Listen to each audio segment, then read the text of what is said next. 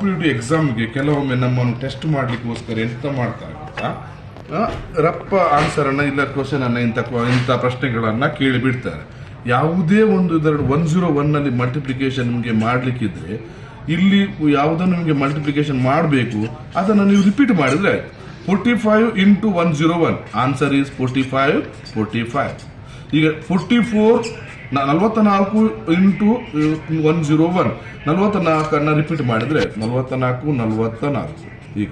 ಈಗ 54 ನಿಮ್ಗೆ 101 ಮಲ್ಟಿಪ್ಲಿಕೇಶನ್ ಮಾಡ್ಲಿಕ್ಕೆ ಉಂಟು.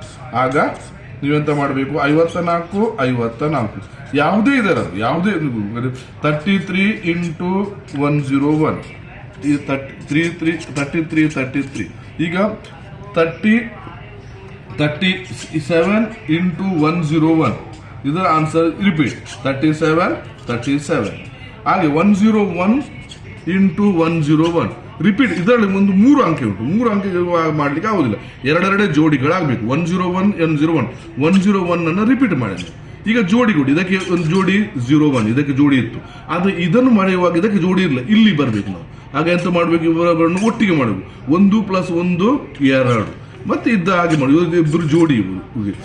102 into 101 ಇಲ್ಲಿ ಎಂತ ಮಾಡಬೇಕು, 102 ಇಲ್ಲಿ ಜೋಡಿ ಮಾಡಬೇಕು. ಇಲ್ಲಿ 02 ಹಾಗೆ ಉಂಟು, ಇಲ್ಲಿ ಜೋಡಿ ಮಾಡ್ಲಿಕ್ಕೆ ಆಗುದಿಲ್ಲ, ಅಂದ್ರೆ ಇದು ಬೇರೆ ಅದು ಬೇರೆ. 2 + 1 3 ಆಯ್ತು. ಇಲ್ಲಿ ಜೋಡಿ ಇದ್ದಾರೆ 10. ಯಾವುದೇ ಅಂಕೆಯನ್ನು ನೀವು ತೆಗೆದುಕೊಳ್ಳಬಹುದು. ನೀವು ಆನ್ಸರ್ ಅನ್ನ ಇಷ್ಟೇ ಇರುತ್ತದೆ ನಿಮಗೆ. ಈಗ 32 into 101 ರಿಪಿಟೇಷನ್ 32.